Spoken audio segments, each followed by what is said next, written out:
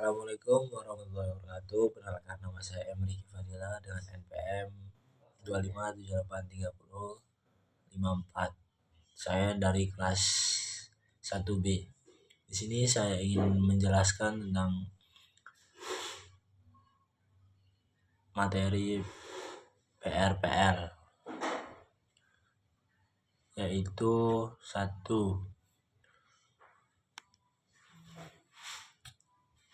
topik 1 PR adalah disiplin ilmu yang fokus pada pengembangan perangkat lunak secara sistematis, struktur, dan dapat bertanggung jawab. Tujuan penjelasan menghasilkan software berkualitas tinggi yang mudah dirawat dan sesuai kebutuhan menggunakan. Jadi jika kamu hanya coding tanpa rencana, itu bukan engineer. Masuk ke topik kedua, kita bicara soal proses pengembangan software. Itu mirip membangun gedung. Ada 4 aktivitas fundamental yang selalu ada, yaitu signifikan, menentukan apa yang dibuat, pengembangan, proses desain dan coding, validasi, menguji apakah software sudah benar, evaluasi, memperbaiki software seiring berjalannya waktu. Lalu di topik ketiga kita membedakan antara analisis dan desain. Analisis itu menjawab apa masalah, sedangkan desain menjawab bagaimana solusi teknis. Hasilnya dari tahapan ini cetak baru yang akan kita gunakan. Semua proses itu dibungkus dalam kerangka kerja yang disebut SDLC atau Software Developer Life Cycle. Di topik keempat kita mengenal model kelas seperti waterfall, yang beruntun hingga model Elinghe yang fleksibel dan interaktif. Mengamakan SDLC ini ketika agar proyek tidak berantakan di tengah jalan. Lanjut ke topik kelima, yaitu kita mengenal program struktur. Fokusnya adalah fungsi dan urutan logis, namun saat sistem makin besar, pendekatan kita sering jadi rutin. Solusi. Topik ke-6, pemrograman berorientasi objek BPO atau OOP adalah pendekatan modern di antara dibangun sederhananya objek, bukan sederhana untuk fungsi. BOP membangun kita membuat sistem yang modul atau mudah diuji. Analisis mobil crash, yaitu kemudian dicetak menjadi mobil merah dan mobil biru project. Ada 4 konsep kunci di BOP yang wajib Anda hafal luar kepala.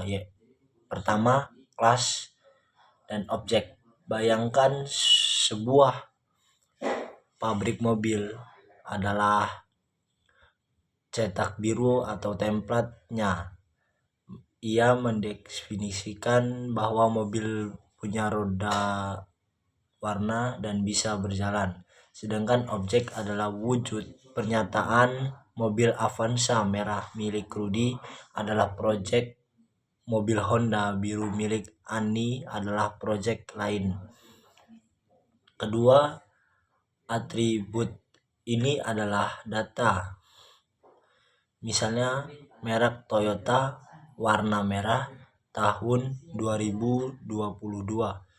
Ketiga, metode. Ini adalah perilakunya, apa yang bisa dilakukan mobil: menyalakan mesin, jalan, atau berhenti. ikon gembok, pohon keluarga, topeng, dan plus. Selain elemen dari tadi, BOP punya 4 prinsip, yaitu encapsulation, membunyikan data sensitif agar aman, pewaris sifat punya kita dapat perlu menulis ulang kode yang sama untuk kelas yang mirip, polymorphity, kemampuan objek berubah bentuk untuk perilaku, menyederhanakan kerumitan sistem. Lanjut ke topik 7, metode visual. Logo UML dikelilingi oleh teknik pemrograman dan orang bisnis klien yang sedang bersama. Sekarang bagaimana cara kita merancang kelas dan objek tadi? Mulai coding, kita butuh bahasa yang sama. Di sinilah topik 7. UML berperan. UML adalah bahasa standar internasional untuk memvisualisasi sistem.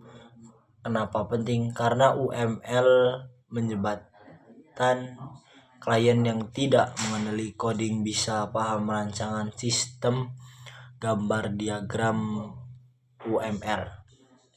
Penampilan ketiga kategori diagram struktur, perilaku, dan interaksi. Di materi kita pada ketiga kategori diagram UML dibahas pertama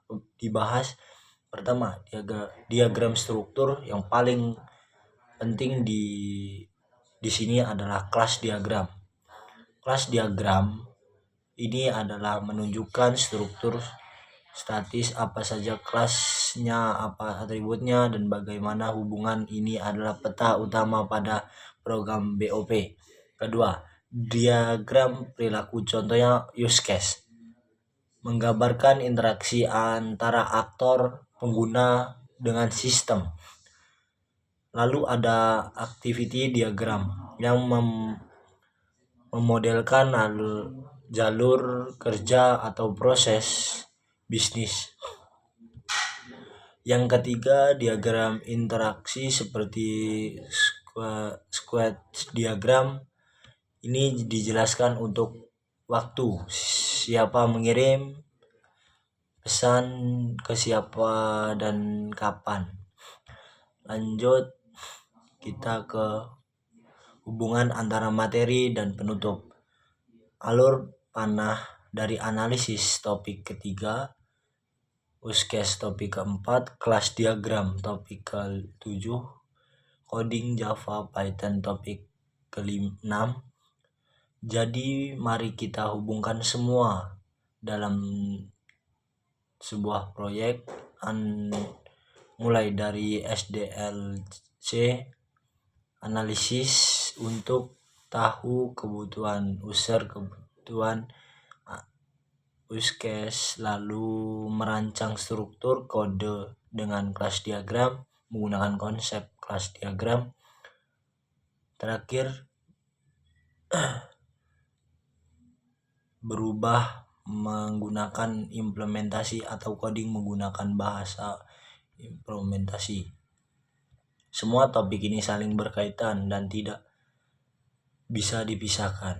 Itulah rangkuman materi kita dari pertemuan 1 sampai 7. Pastikan Anda memahami definisi perbedaan BPO dan struktur serta fungsi-fungsi diagram UML untuk menghadapi narasumber tersebut. Terima kasih telah menyimak. Tetap semangat bekerja, belajar rekayasa perangkat lunak, dan sampai jumpa di materi selanjutnya. Sekian dari saya.